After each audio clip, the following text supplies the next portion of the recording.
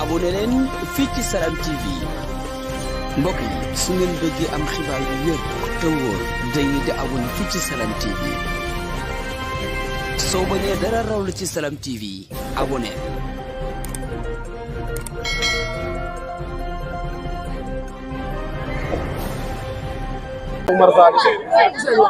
yaram daw na Oumar Sango Ndiane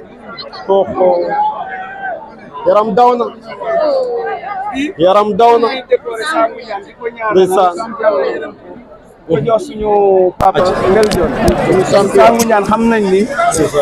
bungu la mu Ndiane eggee fii dafay jouer rôle bu rëy. voilà boobu mooy décoration Sango Ndiane Ngel Jon moo koy jël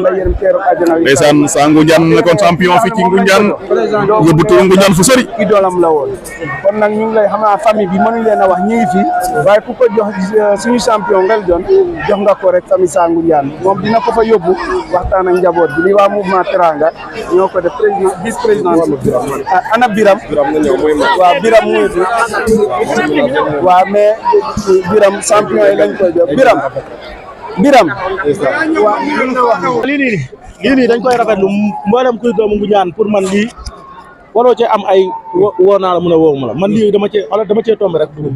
ndax lu rafet moom ak li nga bokk pour man nit waru di xaar ñu la ci wax lii nii Sango Ndiane bi ngeen ma jox nii jox ngeen ma koo xam ne wër na alquranu karim mën naa la ne man ñun ñoo bokkoon Ngoundiane doon ay mbër mais kii jëmm ji man ni ma ko defoon amul nu ma def comme amul ku ma defoon noonu ci mbër mu doon sama nit koo xam ne xoolal 3 jours lañ dëggante mu ne ma yow yaay préparé combat bi nu ñuy def ba dem ci gars yi préparé ci combat bi 2 jours yi ma woo ko jotuma ko yaa ngi comprendre 3e jour ma dégg na gaañu na xam nga ma dem hôpital bi affaire bi doon ci man surprise boo xam ne xam nga métti na yaa ngi comprendre géej nag na dafay jaanu na mo ñing barki Seydina Mohamed ge nun fi angano nun fi egi anona Ngoundiane on fi anno dako nu wano he fok wa mege ge for nano imagine ke giawkin okin neno gia alembe bala okina bala nanda okin ta bouse mi o ke rafay jimne anona wonna alquran sikke fo kawne okin harma yalla nja ge Ngoundiane fo écrin bo tok bon ge ken fi angano d'accord d'accord no xala ini wat yoro fo jam ok voilà mbokk yi mu nekkoon rek mouvement Teranga doon rendre hommage champion Sango Ndiane yàlla na ko yàlla yërëm suuf sedd si kawam ak mboolem ñi jiitu lii rafet na Sango Ndiane doomu Ngoundiane yóbbu turu Ngoundiane fu ne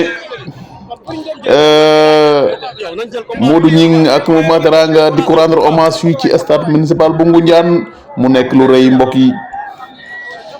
mu nekk lu rëy ndax Sango Ndiane tey bu demee ba doomu Ngoundiane yi ñuy lim ay champion ku mel ni Ngel Jon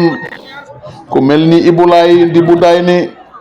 usine technique ak ñeneen champion Sango Ndiane bay na ci waaram kon def na fi lu ne ci làmb rawat nag fii ci gox gi di Ngoundiane kon ñu ngi koy ñaanal bu baax a baax muy décoration bu am solo di nuyu Biram ménagère am gis ngeen ko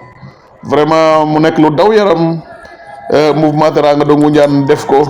di rendre hommage champion Sango Ndiane Ngel Jon a ngoog Ngel Jon yëkkati ay kaddu yu am solo moom itam ñu ngi koy jaajëfal